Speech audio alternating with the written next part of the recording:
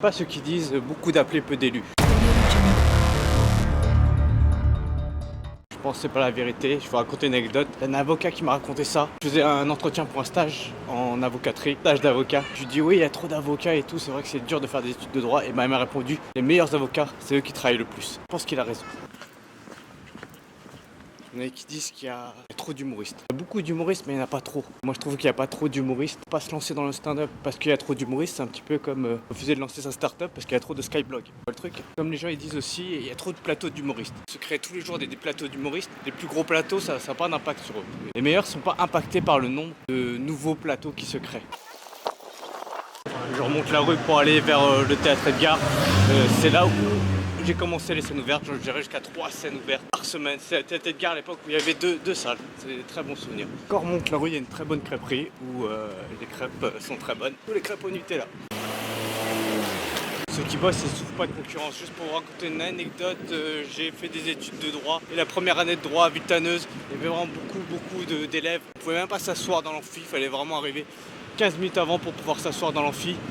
Et le prof dit revenez dans 3 mois, vous verrez, il y aura beaucoup moins de monde. 3 mois après, t'avais largement des places assises pour venir en cours. Donc il fallait juste attendre 3 mois et la plupart des élèves ils ont abandonné. Le taux d'échec en première année de droit c'est 30%. Donc juste tu viens en cours, t'attends un petit peu 3 mois et tout s'arrange très rapidement. C'est pareil pour l'humour, t'attends quelques mois et tu verras tout va changer rapidement. Conseil numéro 1, si vous voulez ne pas souffrir la concurrence, je vous donnerai 3 conseils. Premier conseil c'est, je vais répéter une phrase que m'a dit cet avocat, il m'a peut-être pas pris en stage mais il m'a donné des bons conseils parce que je me rappelle quand même pas mal d'années plus tard, il m'a dit le bateau qui ne sait pas où il va n'a jamais de bon vent. Je pense que c'est un bon conseil. Ayez une stratégie. Première chose quand vous démarrez stand-up, ayez une stratégie, donnez-vous des objectifs à court terme. Premier objectif, vous pouvez vous dire faut faire 15 minutes. Il m'a dit oui mais 15 minutes ça se trouve c'est pas drôle. Je vous dis franchement, je fais beaucoup de plateaux d'humoristes et faire 15 minutes c'est assez dur, même pas drôle. Ça m'arrive souvent de temps en temps de demander à des gens de faire un deuxième passage parce qu'il manque des humoristes. 50% des fois, plus de 60%, 70% des fois, les gens disent non je peux pas parce que j'ai pas plus de 5 minutes que je fais sur scène tout le temps.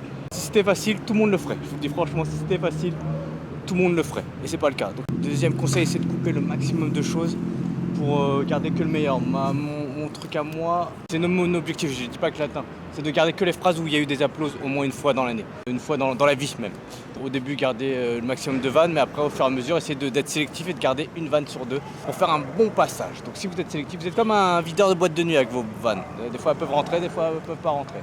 Faut pas les garder, faut pas avoir un affect et les garder juste parce que vous trouvez ça sympa. Vous aimez le dire, vous l'avez appris par cœur, vous voulez plus changer.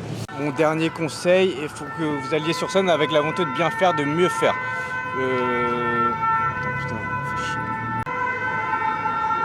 De monter sur scène avec la volonté de mieux faire. C'est comme un joueur de foot, il va rentrer sur le terrain pour marquer des buts. Il va pas sortir du terrain en disant j'ai fait un bon match parce que j'ai pas marqué contre mon camp. Moi sur les scènes ouvertes, les gens sont contents parce qu'ils ont marché alors que tout le monde a marché. Ils ont pris un bid mais tout le monde a pris un bid. Ils sont d'accord parce qu'ils sont dans la même moyenne que tout le monde. Je pense qu'il faut vraiment y aller c'est pas une concurrence, mais en ayant envie de débloquer la situation. C'est comme un joueur de foot quand il rentre dans le terrain, même si les autres n'arrivent pas à marquer, lui il y arrive et ça doit être ça. Vous devez être une plus-value. Aller vraiment sur la scène ouverte, je pense que c'est le truc ce qui est le plus dur, avec la volonté de bien faire, de faire un peu mieux que le commun des mortels. Ça switch place.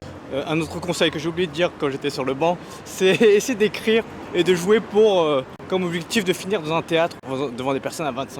Je pense que c'est important de garder cet objectif parce qu'on s'habitue trop à jouer dans des lieux où c'est en entrée gratuite, où les gens doivent prendre une consommation. Faire rire des gens alcoolisés, c'est une chose, faire rire des gens qui sont à jeun, c'est autre chose. C'est comme draguer une fille alcoolisée ou à jeun, c'est pas pareil, hein, c'est plus dur. Essayez d'écrire 15 minutes, toujours penser à une relative quantité parce que vous restez trop au format 7 minutes. 15 minutes c'est le format un peu plus commercial. Par exemple au sprint l'épreuve reine c'est le 100 mètres, c'est pas le 20 mètres. Pour le stand-up l'épreuve reine c'est le spectacle, c'est pas le 5 minutes. Donc en faisant 15 minutes vous vous rapprochez petit à petit de votre heure. Le stand-up c'est pas une course de Formule 1, c'est une course de Mario Kart. Tu peux être dernier, tout à coup tu arrives premier, après tu retournes dernier, il n'y a pas de règle. Donc faut tenter sa chance et bien voir là où ça va vous emmener. C'est marrant, c'est là que je commençais le théâtre ici, juste là, dans un centre d'animation. Il y a, ma foi, quelques années. Juste là, émouvant.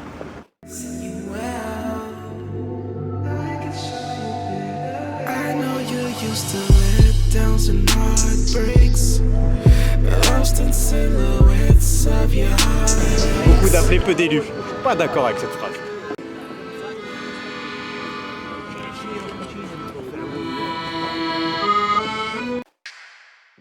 Whatever she's having, we'll take 2 of those. I'm about to spoil her, but she already knows. I'm about to pick you up, I'm about to toss you round, I'm about to take you out, I'm about to take you down, yeah.